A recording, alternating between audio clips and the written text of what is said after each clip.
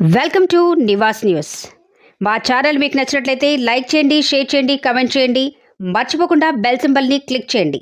Subscribe చేయటం మర్చిపోకండి. అమాయక గిరిజన బిడ్డల బతుకులతో ఆడుకుంటున్న సింగరేణి యాజమాన్యం హైకోర్టు స్టే ఆర్డర్ ఉన్నప్పటికీ దౌర్జన్యంగా వ్యవహరించి 80కి పైగా అమాయక పేద గిరిజన లంబాడి ఇళ్లను వారికి న్యాయం జరగకముందే ఇళ్లను కూలగొడుతూ భూములను అక్రమంగా స్వాధీనం చేసుకుంటున్న సింగరేణి యాజమాన్యం సంబంధిత మంత్రి గౌరవ పట్టి మల్లు విక్రమార్క గారు మరియు స్థానిక మంత్రి శ్రీ దుద్దిళ్ల శ్రీధర్బాబు గారు వెంటనే స్పందించాలి. లేనిచో గిరిజనులకు న్యాయం జరిగే వరకు వరుసగా అన్ని గిరిజన ప్రజా సంఘాలతో అసెంబ్లీ ముట్టడితో పాటు ప్రజాభవన్, సింగరేణి భవన్, రాజ్ భవన్ ముట్టడి చేసి న్యాయం జరిగేంత వరకు శాంతియుత నిరసన వరుస కార్యక్రమాలు చేపడతాము.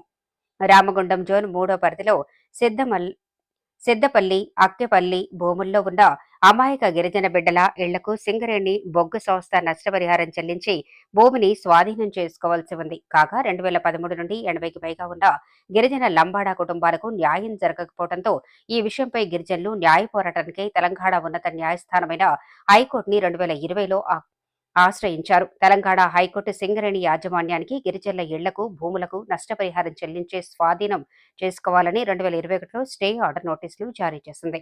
అమాయక దళిత గిరిజనులకు నష్టపరిహారం విషయంలో న్యాయం చేయకుండా సింగరేణి బొగ్గు క్యాలరీ సంస్థ కొన్ని సంవత్సరాలుగా కాలయాపన చేస్తుంది. ఇటీ విషయం తెలంగాణ హైకోర్టు పరిధిలో ఉన్నప్పటికీ దౌర్జన్యంగా వ్యవహరించి ఆ గిరిజన ఇళ్లను సింగరేణి యాజమాన్యం కూలగొడుతూ అక్రమంగా భూములను స్వాధీనం చేసుకునే ప్రయత్నం చేయటం చూస్తే గిరిజనుల పట్ల సింగరేణి అధికారులకున్న చులకన భావం, నిరంకుశత్వం అర్థమవుతోంది.